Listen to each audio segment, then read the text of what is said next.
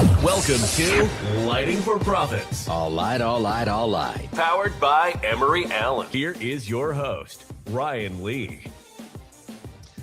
All right. Here's hoping that I can get through. I don't know what's going on. I got laryngitis or something like that, but we're going to get through this.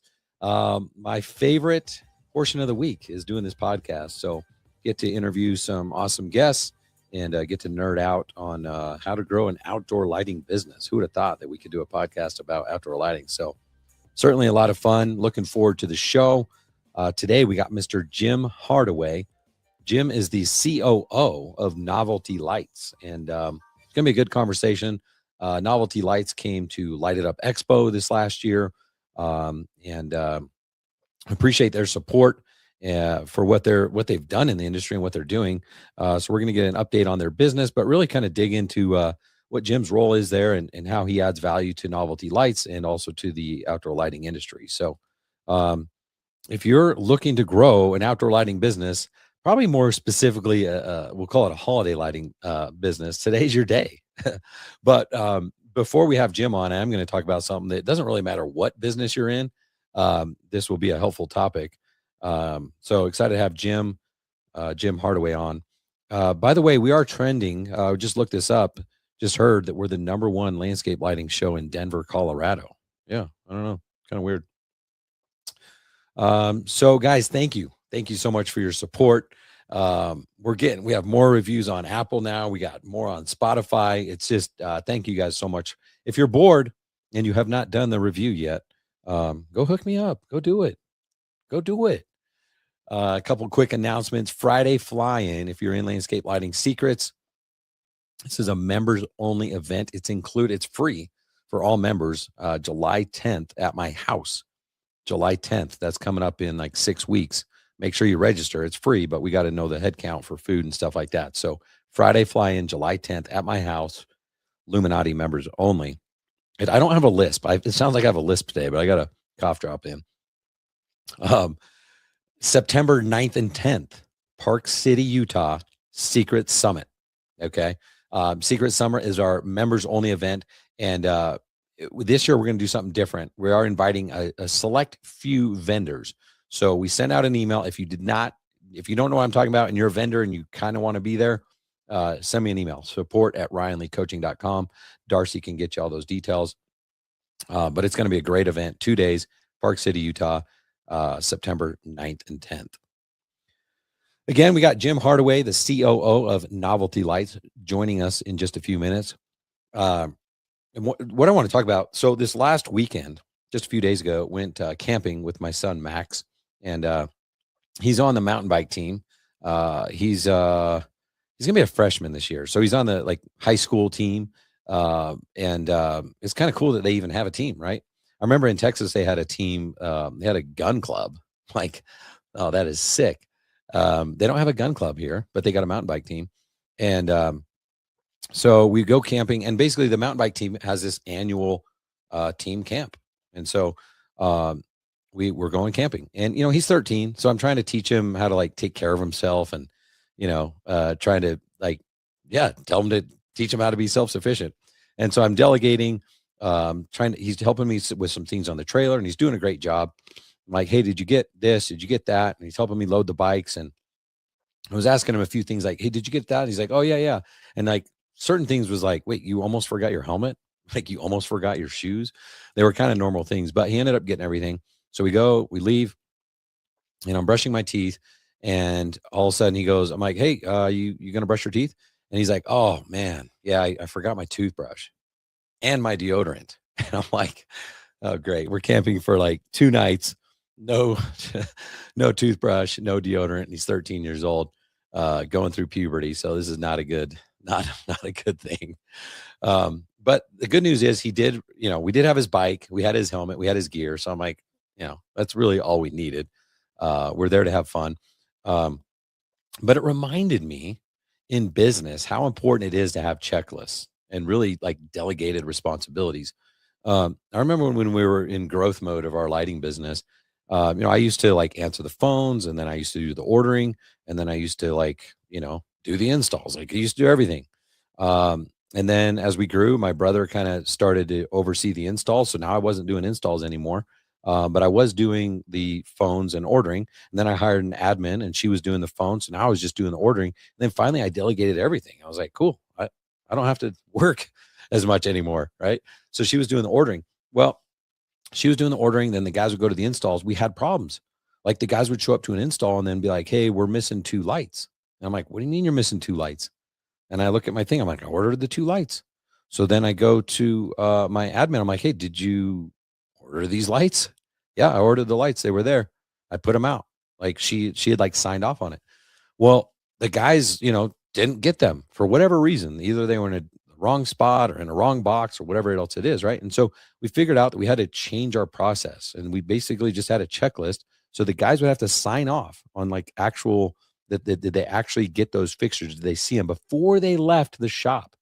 Right? Because we didn't want them getting to the job site like, hey, I need something, and now I'm the delivery guy, right? And so they started to do that. And in the morning, they'd call, hey, I don't see the lights. Did you look on the shelf? Oh, yeah, here they are. I'm like, wow, one conversation just saved me over an hour of driving there and back. Sometimes it was 45 minutes each way. You know what I mean? So um, that was huge. And then we found out that, okay, even when they started checking the stuff, they weren't checking everything. If there was a box and it said like Smith, they would grab the stuff. And then all of a sudden, it was supposed to be right because they figured our admin had it right. Well, she had it right. And we realized our manufacturer or distributor shipped it wrong, right? Sometimes it was just mislabeled, something small, something dumb, right? I mean, like not even trying to assign blame. It was just like there was something wrong. And so we realized there needed to be multiple checkpoints. There was a checkpoint for when the materials were ordered and actually received. Okay. She would like literally open up everything and make sure it was all there. And then there was a checkpoint when these guys would load it up onto the truck, right? And so all of a sudden we had very few, if any, like missing items, right? Like the problem was solved. This is when I talk about like, are you putting out fires every day or are you preventing the fire from happening? This is preventing the fire from happening. So, it's pretty easy when you start your own business and you're like, okay, I'm going to go install landscape lighting. You have this certain level of common sense and you expect everyone else to have that, right? So you're like, okay, I'm going to go do the install. I need the fixtures, the lamps, the wire, the transformer, the timer, the connections, my tools. Like in your head, you have this checklist. It's just in your head. But then you go and hire someone and you expect them to have the same common sense. Well, guess what? Like you go to install 20 lights, they only have 18. So um, that when you actually pause and give yourself time to actually develop these systems and checklists, you're going to prevent these fires from happening because people don't have the same level of common sense. Okay. So I'm going to give you guys just quick, like, I don't know, 3, 4, 5 bottlenecks that can screw up your systems, that can screw up your operations and screw up your efficiency. So bottleneck number one is just poor preparation. Okay. So are you actually prepared before you even get to the job site? Right. Well, I thought everything was gonna be fine because I'm like, dude, we solved that. I'm good. So, I'll be out on the lake wake surfing all day while these guys are doing an install, right? Well, turns out the guys didn't have some of the hardware, the screws, the caulk, the drill bit, the sand for the expansion joints, whatever it was. There was always something that they couldn't find in the truck. So then they have to go to Home Depot, go to the store to go buy something that we already had on the truck, right? We already had it, but no, they had to go and waste time, right? So then they call me at the end of the day. Oh, hey, boss, yeah, we're not going to get it done. What? Why aren't you going to get it done? It was 20 lights. You should be done, right? Well, yeah, we couldn't find this. We had to go to the store, and then that took 90 minutes and blah, blah, blah. So bottleneck number 2 is truck chaos. Like you can have all the right supplies, you can have all the right preparation, but then all of a sudden, if your truck is disorganized where they can't find simple things. I mean, I remember showing up and being like, what couldn't you find? And I go to the drawer, 3 down, whatever. I'm like, this drill bit? Oh yeah. I'm like, what? So now all of a sudden we couldn't finish a job that we were supposed to get completed, which you're like, oh, who cares? I got time in my schedule. Well, not really. You only have 200 working days, 225, like whatever market you're in. You only have a limited number of working days, which you can make money on. Okay. So that could screw up a lot of things. You could be selling jobs feeling like, hey, I just sold $60,000 this month. I'm gonna make a lot of money. But if your efficiency's not there and you're doing a 1-day job in 2, you're going to be wondering where all the money is at the end of the month. Okay. Bottleneck number 3, because we solved these problems and things got better. Okay. Um, but what I realized at this point was like bottleneck number 3 was labor efficiency. Okay. So this is where you need to actually figure out what your efficiency is. Cause I can't tell you like, okay, 2 guys should do this and 3 guys should do that, because everyone has different pricing. Everyone has different levels of installs that they're doing. If you're just putting like 20 lights in the front yard, uplighting a house and some trees, that's going to go a lot faster than 20 downlights in trees, or 10 downlights in trees and 10 custom lights on the eaves and in the outdoor kitchen or whatever else it is. Right. So you got to figure this out. But like, can your crew install $10,000 a day? And if they can, like, how many guys does that take? And is that profitable? Because just installing a certain number a day doesn't mean you're profitable. You really want to start to understand, like, what's your revenue per man hour? How many lights per man hour can you install?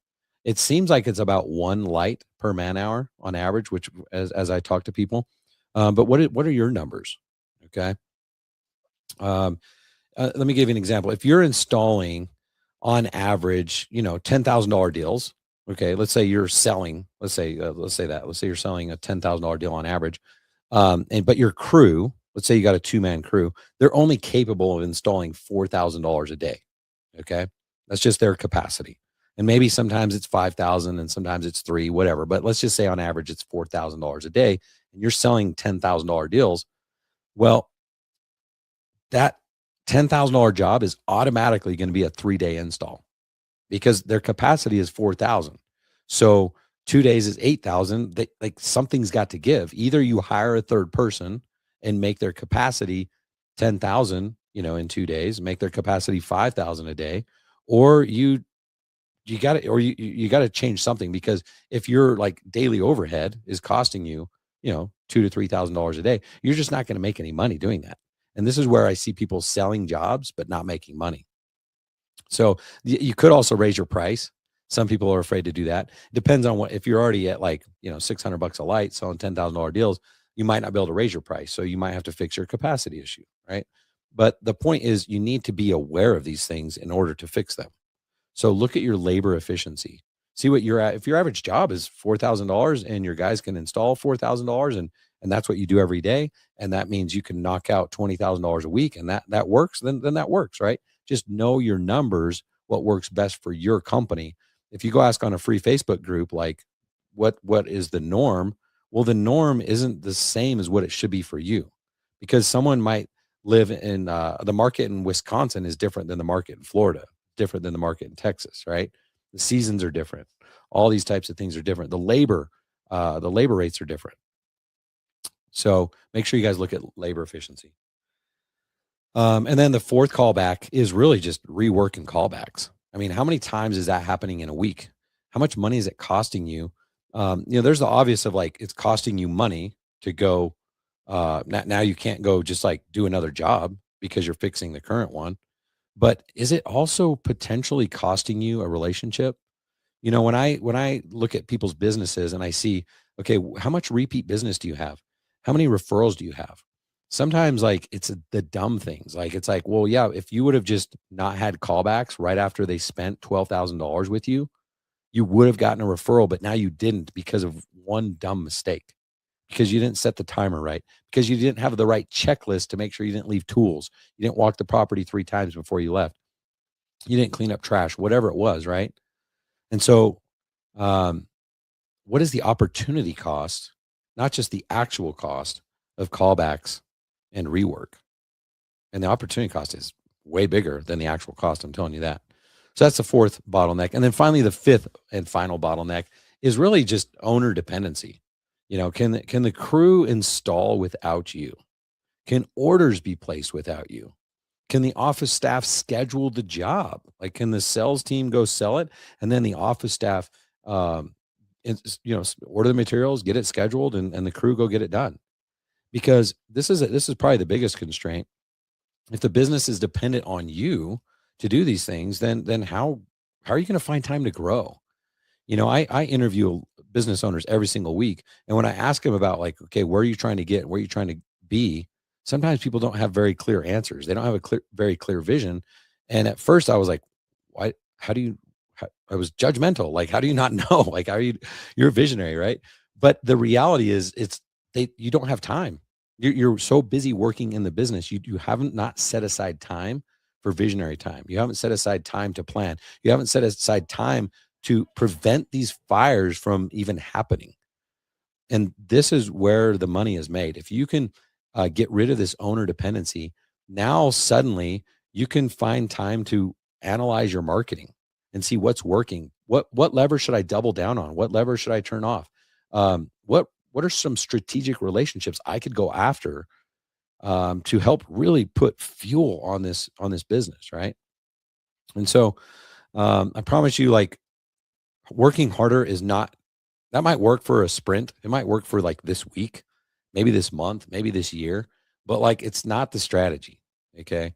You need to be more intentional and solve these problems. Um, Most people are trying to get more leads. And I'm like, man, why try to get more leads if your operations is broken, if your sales is broken, if your pricing is broken? Don't worry about those things and getting more leads through the system until the system is actually a system, right? So, um, we're going to talk about that today. We're going to talk about, Jim, his role as a COO and kind of what they do to systematize their business and what operational efficiency looks like for them as well. So, again, in just a couple of minutes, we're going to have Jim Hardaway on.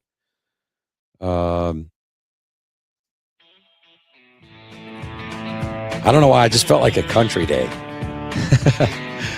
You guys know this. Friends don't let friends install subpar lamps.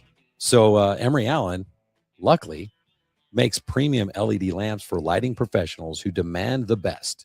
So don't settle for less. Upgrade your designs and installations today with Emery Allen. Reach out to Jackson L. His email is Jackson and then the letter L. Jackson L at emeryallen.com to learn more and take advantage of their contractor pricing. Just email Jackson L at emeryallen.com. Don't forget to mention that you heard about them here on Lighting for Profits, and they will hook you up with that discounted contractor pricing. All right. Let's get to the show. Let's get our guest coming on. What do you guys say? Where is our guest intro? There it is. Plus, I need a drink.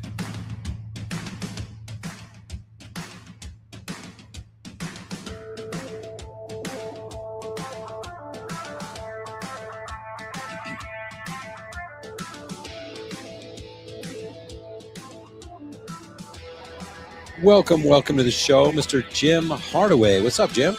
Hey, Ryan. Well, everything. Everything's up. I love it, man. Thanks for joining me. I don't know. Is it too early to geek out on holiday lighting? 1st of June? No, because you have Christmas in July right around the corner, right? Perfect.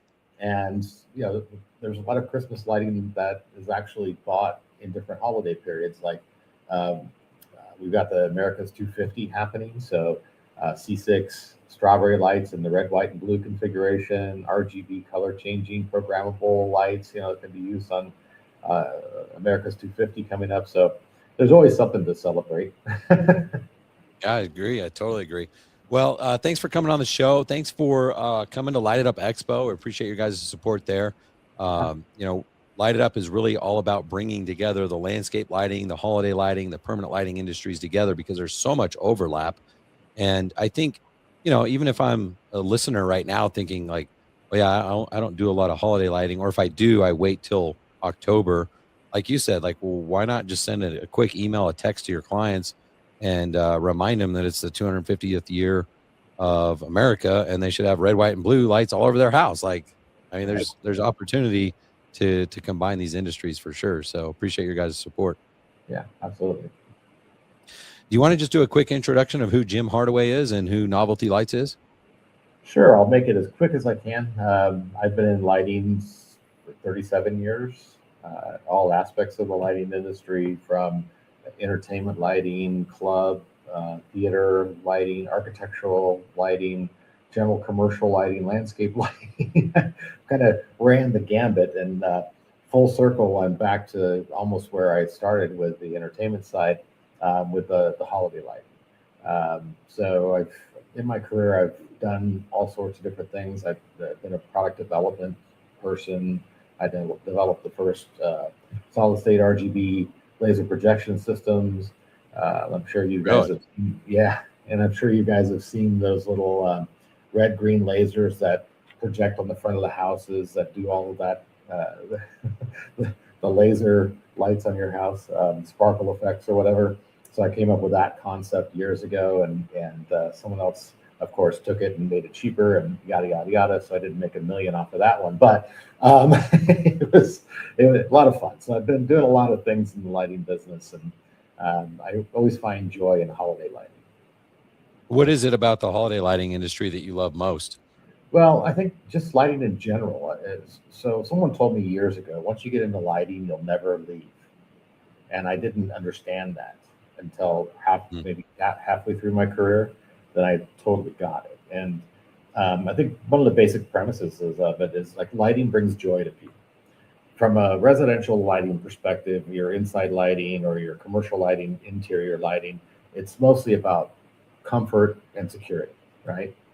Holiday lighting is uniquely positioned to bring joy, right? So it's, instead of functional lighting, it's just joy. It's part of our culture in our country, our lighting culture surrounding Christmas, which dates back to actually the first state or the first recorded Christmas lights were in Colorado. So Colorado is instrumental. Really? Yeah, to And it just so happens to be that's where you guys are. Okay. And then our company, Novelty Lights, has been in business since 1999. When it was first conceived, it was conceived by a gentleman who was the son of a man who had started another lighting company, more of a residential lighting company in Colorado. And he thought, you know what, I'm going to put lighting on the internet, e-commerce, right? And so he did, and he started out with novelty lights, such as lava lamps and things like that. Okay. And then as he was looking around the marketplace, he saw that there was opportunity to import Christmas lights and holiday lighting, and started to do that, adding that to the repertoire. And then he saw the opportunity to bring in bulk product and supply the Christmas lights installers. Mm. And so he created the B2B side of the website. The B2C still exists, but for a lot of what we do, it's designed around supporting the installers. And so do you guys still sell lava lamps? no lava lamps anymore. Oh, But a lot of novelty, what you would consider novelty lights, like the old bubble lights, right? The incandescent bubble lights that our grandparents used to have in the trees that bubble. So, things like that. Okay, very cool. Yeah, but for the most part, we've converted to seasonal decor lighting. Yeah, I had a lava lamp. I don't know why I'm so infatuated by that, but I had one as a kid, so I thought maybe I should get another lava lamp. Well, now, I mean, there's a company in the Bay Area, Silicon Valley, that uses lava lamps to create encryption. I don't even know what that means.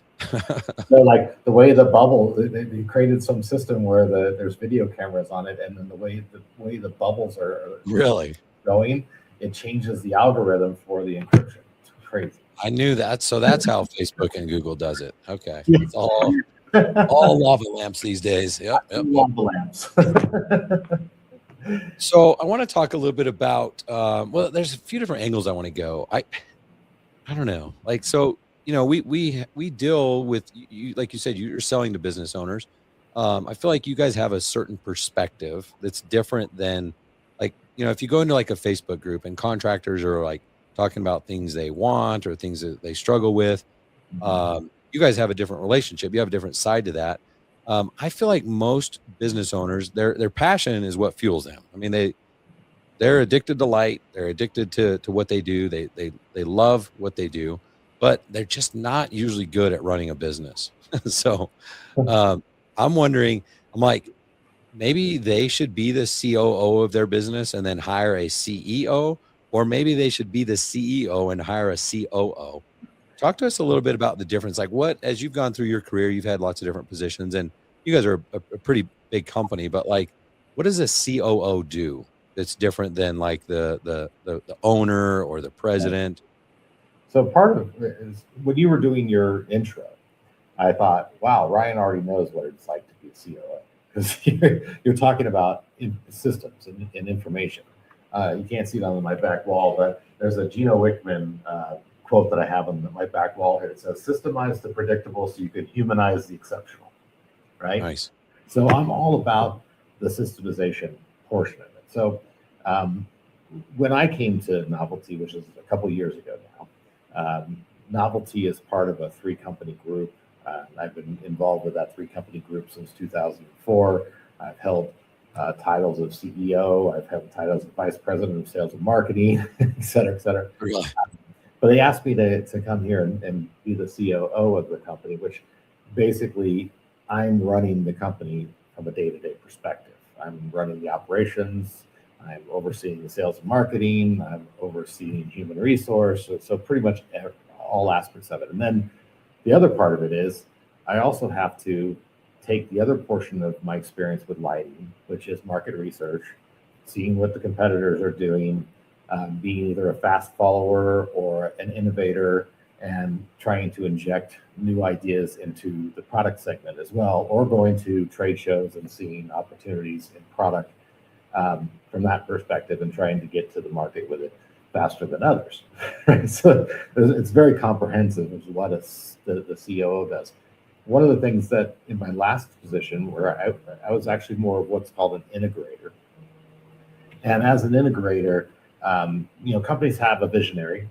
They have to have someone with vision, right? Like Apple, Tim Cook, visionary, right? Yep.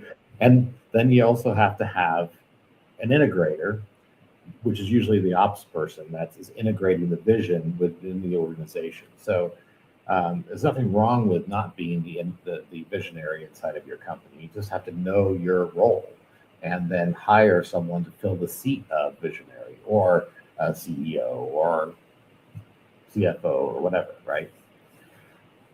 How much time do you spend like managing people versus, like building processes and building these systems? Sure. It's really, the key is if you build a good, solid leadership team, then you can spend more time on the higher level stuff. So the first step is making sure that you have the seats identified. I want to be a $50 million business. Right now I'm X. So in order to be a $50 million business, I have to have these roles, right? And then these people need to be in those roles. And then assigning the roles or the seats to those particular people, and then developing and training your leadership team to be accountable. So if your leadership team is good and they have accountability, then your job as a COO can be a lot different because you're now looking at higher level. You're at a 30,000 foot level or a 50,000 foot level for the most part. Obviously, you get sucked down into the lower altitudes when things happen, but yeah. So having I think just the more I hear you talk, I feel like it's the reason why I think in these small businesses, and I when I started my business, it was the same thing. It was just like you just start it and you don't really have a plan. You're not thinking I want to become a $50 million company. It's like I just want to make enough money to pay the bills. And then it starts to grow, and then all of a sudden it's like this monster that you're like, wait, what's happening here? I think the key is like hiring someone. So there's a book called Who Not How. It's like the answer is who. Like who in your business could you hire or promote to help you build these processes that are maybe better at building those things than you? Because as a visionary, I suck at those. I mean, I know enough about COO to know, like, I have an integrator that works for me. Because I know, like, these are the things that need to get done, but I'm not the one to do them, Yeah. So this is where we're at. This is where we're trying to get. What processes do we need to get us there? Sure.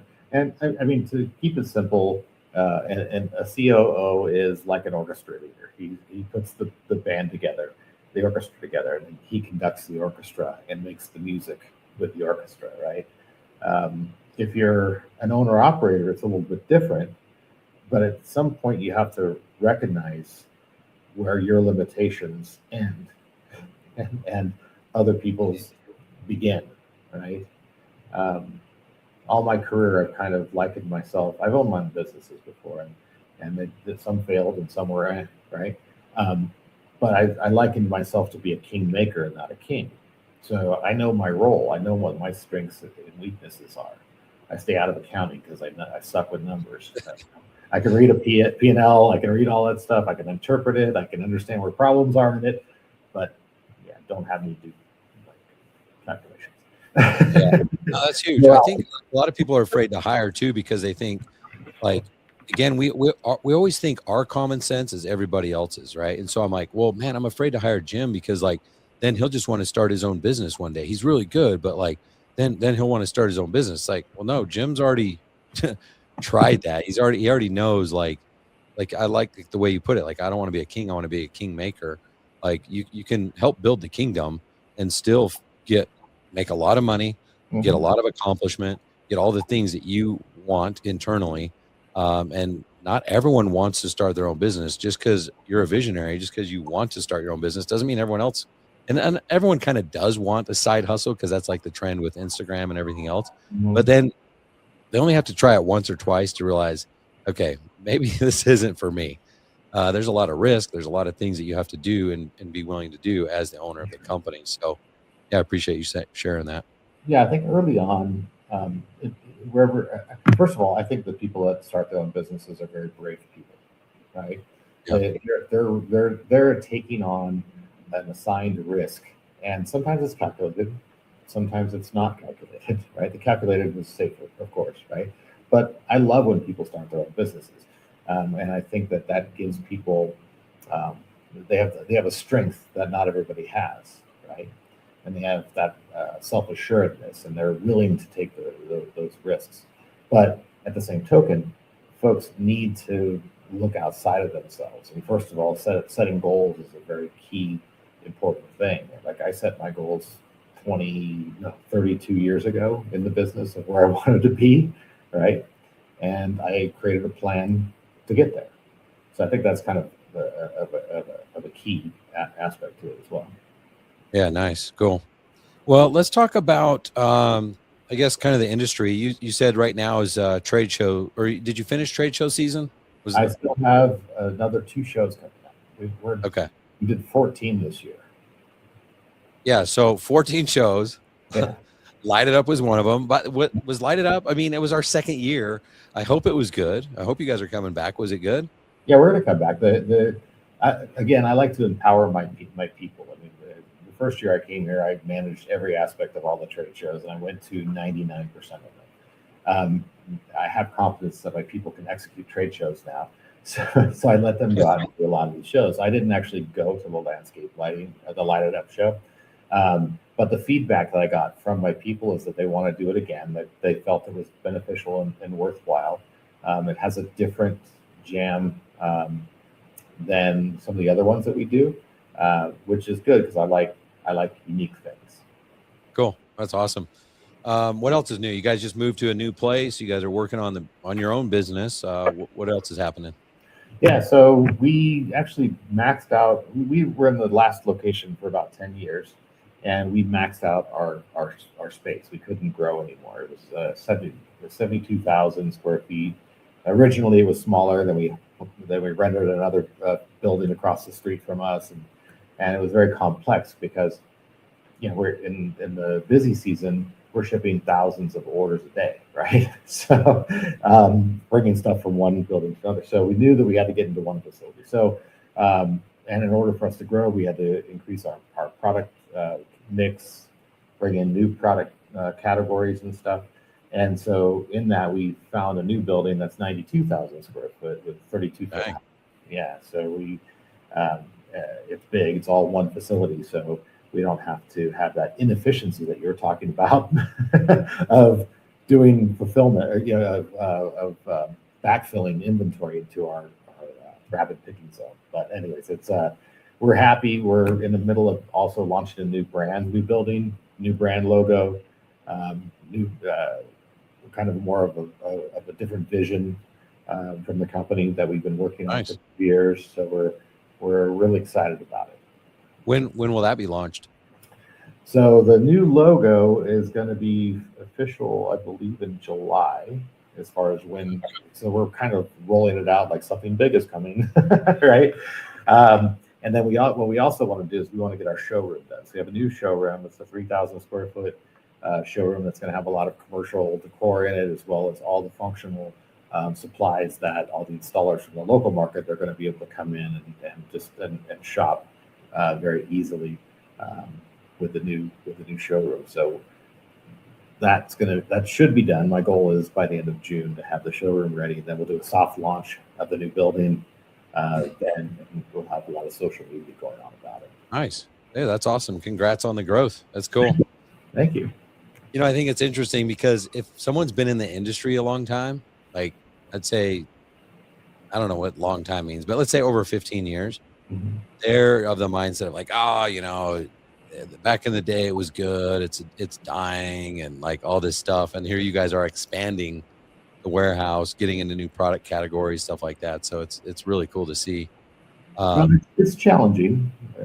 Don't get me wrong. When the gentleman who created the company back when he started going into this part of the market, there was like 3 companies that were in the space.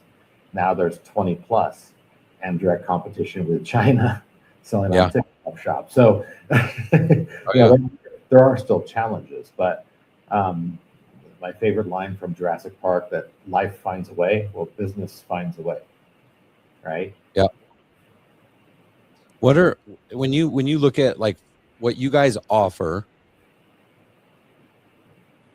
versus what people are buying, Mm-hmm. and like what the market's doing, what are some areas you think that contractors are missing out?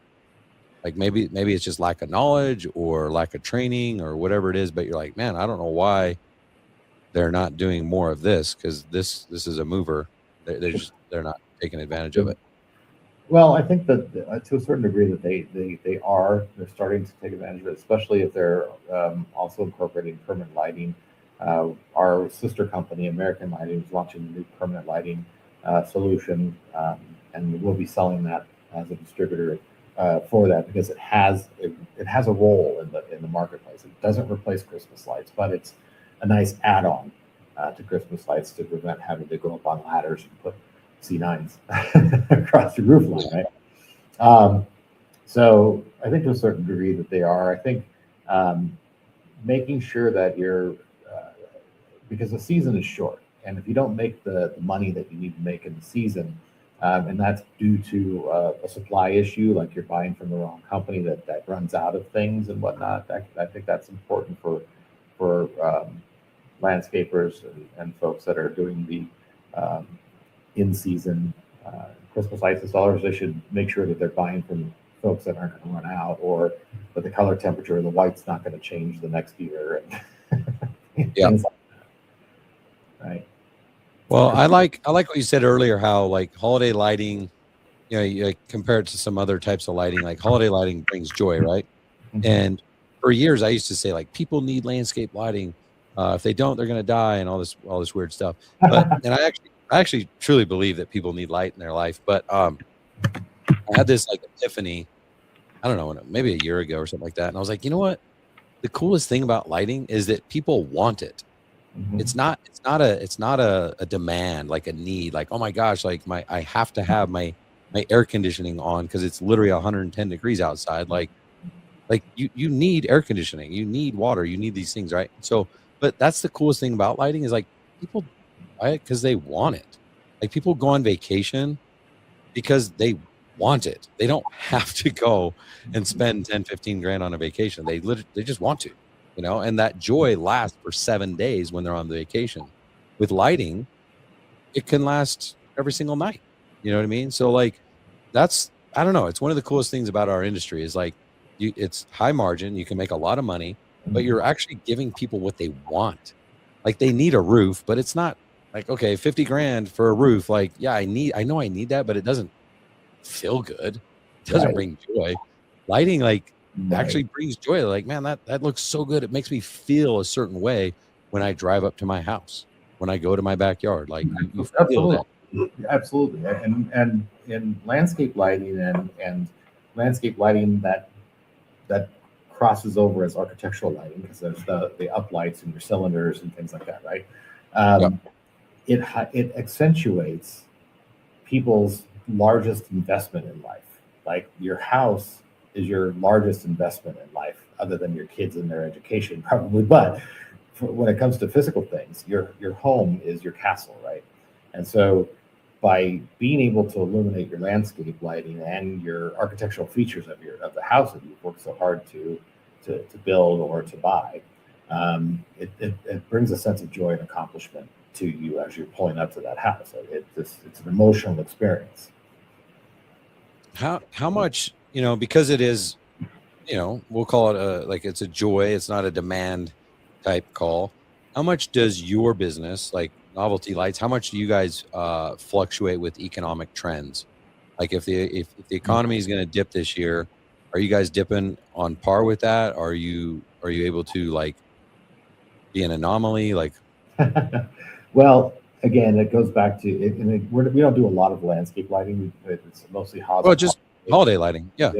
I can tell you that we're up in a troubled economy, and a lot, and that comes to people are wanting to stay at home. They're doing staycations, or they're in their RV, so they want to have some decorative lights around, or like an American flag, LED flag on their RV or whatever. They're pulling these things into their lives because it's not hugely expensive. It's not budget prohibitive, right? But it's got an emotional tie to them. So typically in a down economy, people don't skimp on Christmas. Christmas is Christmas. They'll go into debt for Christmas. That's awesome. Right? So knock on wood, we don't get hit like that. Now, the installers might have a different experience because they got maybe a lease for a 3-year program with the homeowner to do their Christmas lights every Christmas, right? Maybe those budgets get looked at a little bit differently nowadays, So there might be an impact from that perspective. Yeah, but I appreciate you sharing, because I think a lot of people think, oh yeah, well, this isn't the best industry because it's not protected when there's a down economy, and my experience has been like yours. It's like, well, I don't know, we're not like catering necessarily to the poor people, selling them Christmas lights and landscape lighting. So like these people, they might take a hit. They might see, wow, our stocks went down, but they still have money. They're still going to go on their vacation. Yeah. They're still going to invest in their happiness and their joy. So it's just such a cool industry, because the fact that the economy can go down, but their holiday lighting budget stays the same is incredible. That's awesome. Oh, I agree. I agree. So it's a pretty safe industry, I think, from that perspective. When you look at your customers, do you guys know who your like top 10 clients are and who your like top worst 10 clients are? Well, I implemented a CRM system almost 2 years ago, and so yes, I know exactly all of the top 10, top 20. I learned a few decades ago not to put negative information into a CRM because it can accidentally get leaked out.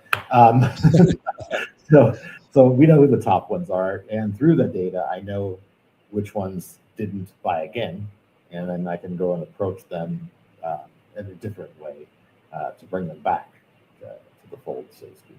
So CRM has been a hugely important investment. So what, in your opinion, I mean, you see buying trends, I'm sure, but and you probably have some information just in like conversations and relationships, but what separates the 100K, the $100,000 holiday lighting companies, or the $50,000 ones, versus the ones doing 500K, $1 million, $2 million? Like what are they doing differently?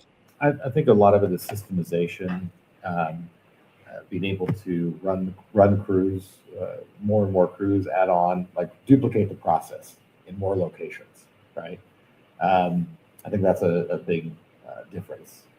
Um, I think it could be a needs assessment, like maybe a window washing company or a landscape company during the 3 months of the year or 4 months of the year that are dealing with frozen tundra. Like, how much money do I actually need to keep my operation going through that? So maybe the goal isn't to grow to be a 100K customer. Maybe they're okay with what they're getting. It's all different. But I think the larger customers are more systemized. Yeah, that makes sense. And like you said, I think it's not just like in one city that they're doing these No, massive numbers. They've kind of like expanded out a little bit. Dale Carnegie, the process of duplication.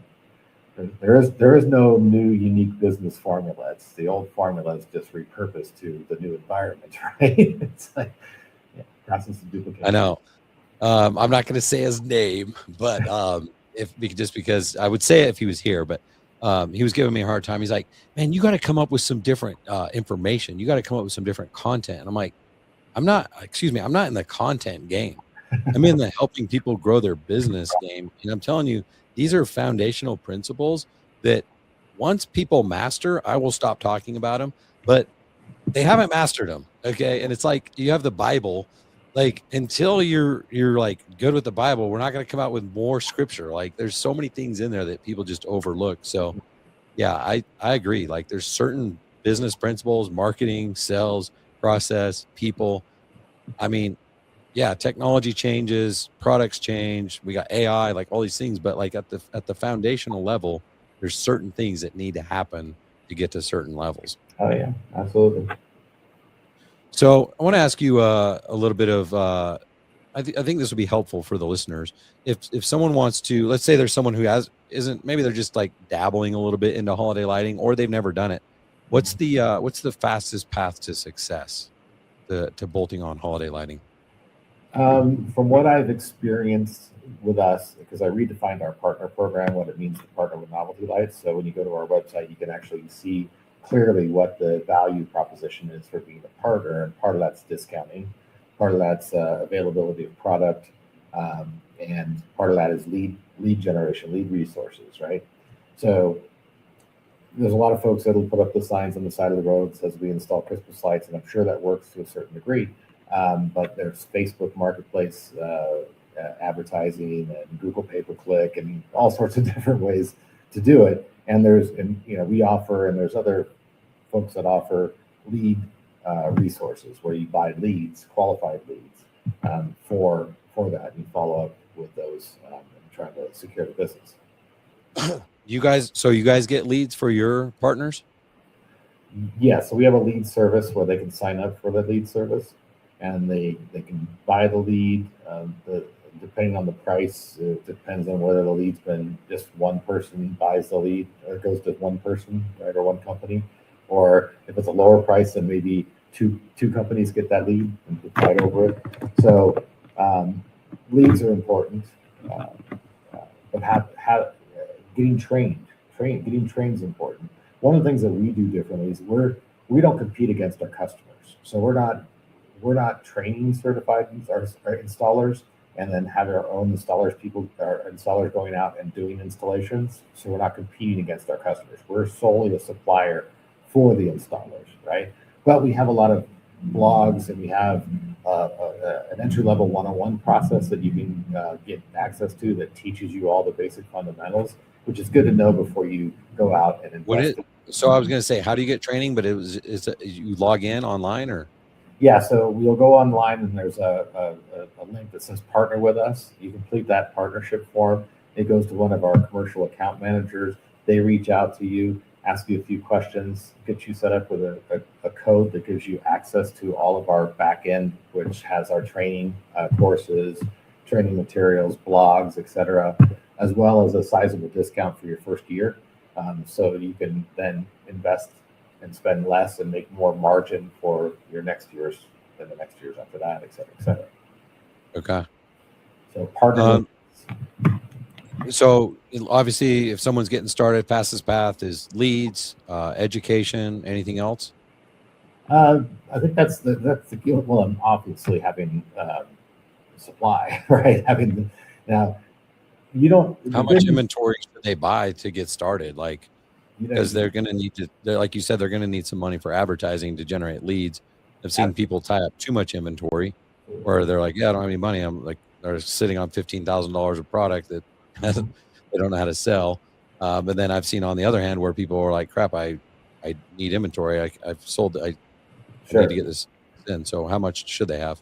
Well, if you look at most roof lines on most houses, because when people hire installers, they're really wanting them to primarily do the roof line of the house with the C9s or the C7s, right?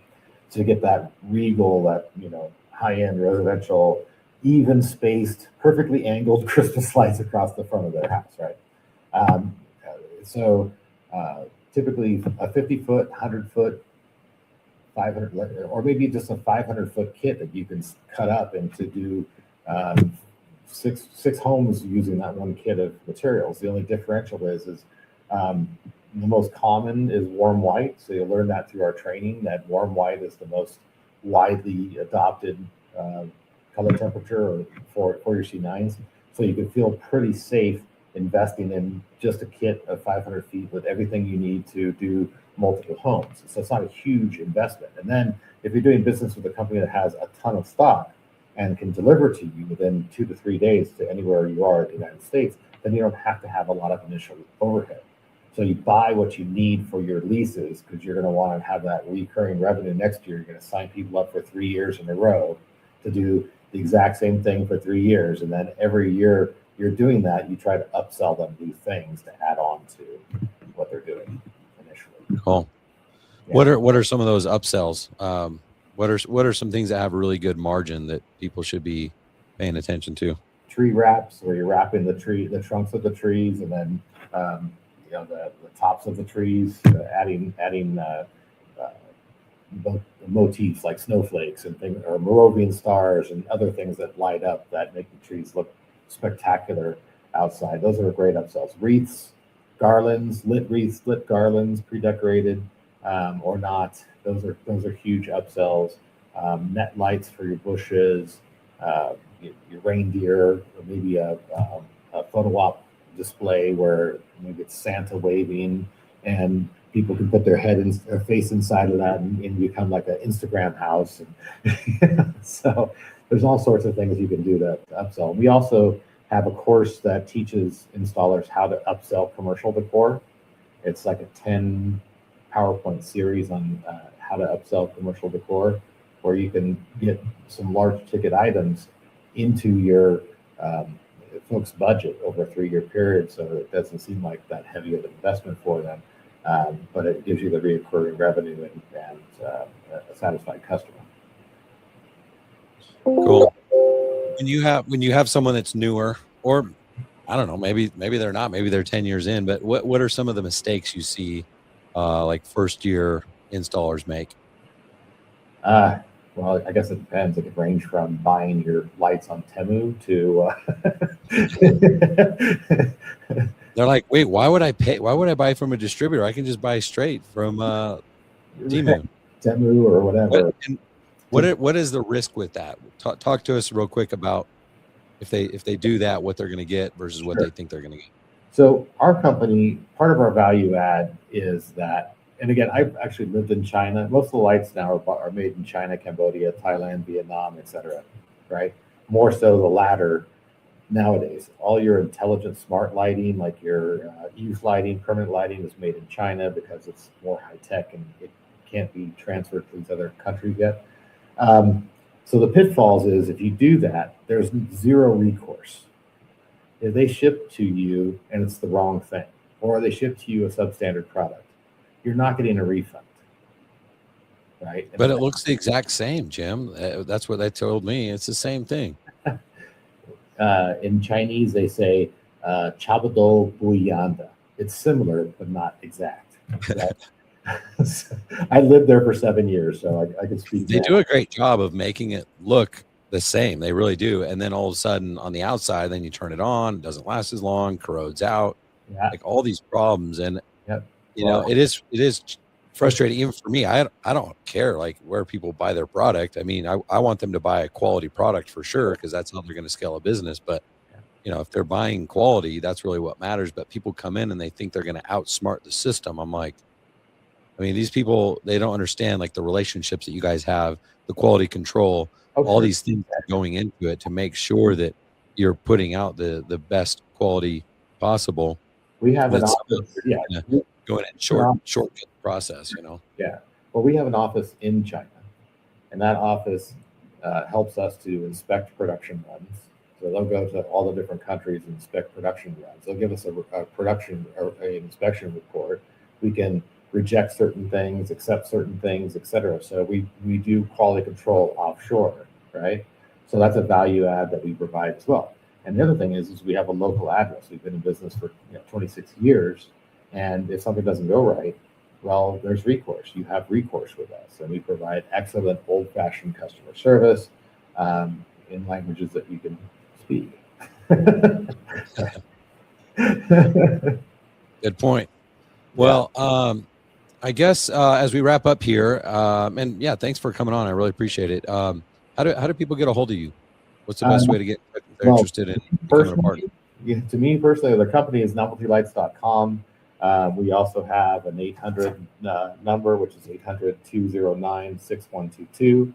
If you go to our website and you fill out the form for partner with us, you're going to get a call back from one of our account executives who knows lighting, knows even like your competition in the area, and can help you figure out what's the best bulbs and the best color of wire, et cetera, for that particular community.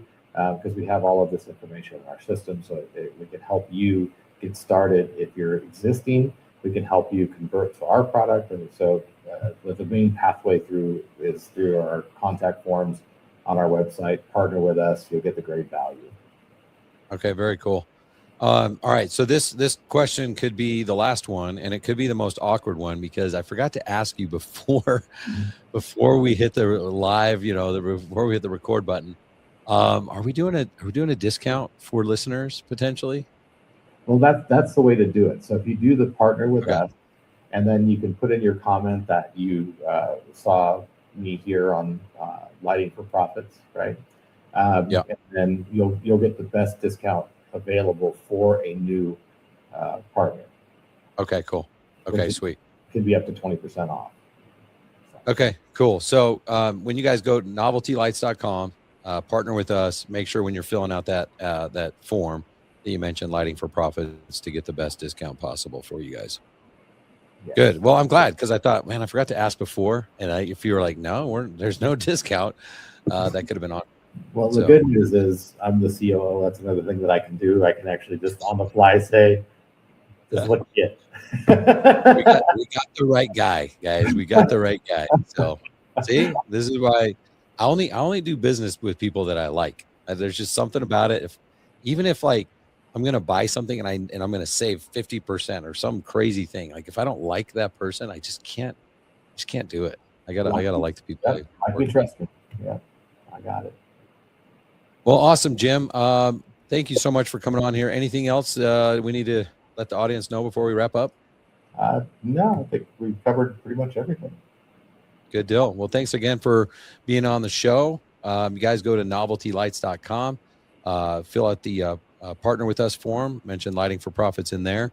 And then, I guess we'll plan on seeing you. We're pretty close to signing this agreement for Lighting for, can't even keep track of my own names here.